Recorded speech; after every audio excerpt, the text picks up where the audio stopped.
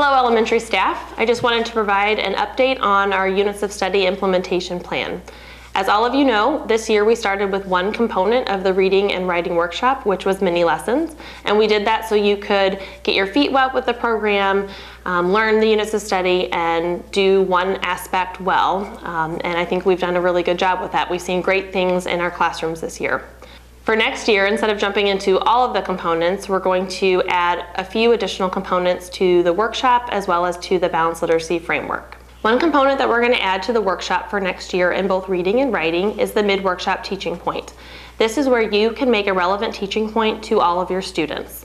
You just peel your students back from their reading and from their writing, make a quick teaching point, and then you have them go back to their independent work.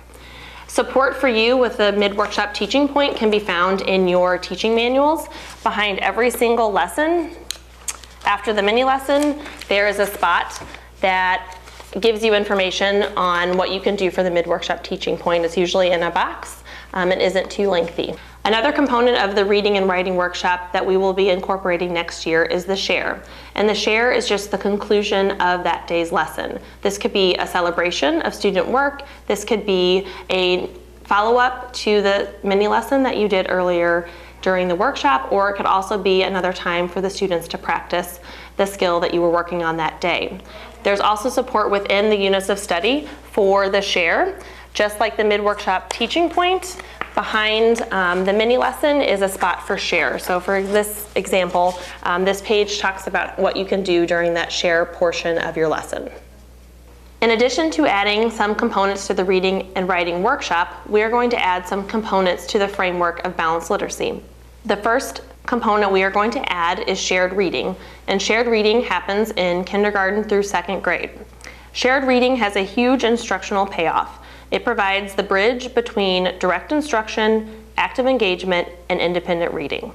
There's support for you as a teacher to implement shared reading within your Units of Study. Within each unit, you have shared reading in the very back. And this is one lesson for shared reading, and it walks through the 5-day format for how to do shared reading, and then you can use that format with any other text for future lessons. In addition to that, at the very beginning in the orientation to the unit, there's information on shared reading for that unit. There's also, within the Guide to the Reading Workshop, a whole chapter on shared reading, and this chapter is chapter 12, so you can read through that as well to gain information on how to use this component. The next component of balanced literacy that we are going to add on is ReadAloud, which will happen in all of our classrooms, kindergarten through 5th grade. ReadAloud is a time that you as a teacher can model metacognition, teach skills that proficient readers use, and to provide whole group discussion around a text. And in the lower grades, this lays the foundation for book clubs in the older grades. In grades 3 through 5, you will continue using the pacing guide that is outlined in your Units of Study. If you would like further information within your grade level on how to do ReadAloud, there's a whole chapter within the Guide to the Reading Workshop that you can read. In kindergarten through 2nd grade, our definition for ReadAloud is going to shift next year. Instead of doing a ReadAloud just for pure enjoyment, we're going to shift the ReadAloud to be an instructional ReadAloud and interactive in nature. And if you are a kindergarten through 2nd grade teacher, you have support for how to do that as well. Within your Units of Study, just like shared reading, there's a whole section in the back for ReadAloud, and it has one ReadAloud planned for you with a specific structure for how you use a ReadAloud, and then you can then use that structure for future ReadAlouds that you use in your room. You can also find information within the orientation of the unit, just like shared reading. It gives you information on how to use ReadAlouds within that unit. And furthermore, in the Guide to the Reading Workshop, there's a whole chapter on ReadAloud, just like shared reading as well. And you can use that to gain information as well. The last component that we are going to incorporate is word study in kindergarten through 5th grade. Word study is the time where we will teach phonics, spelling, and sounds, which will carry over into our independent reading and writing for our students.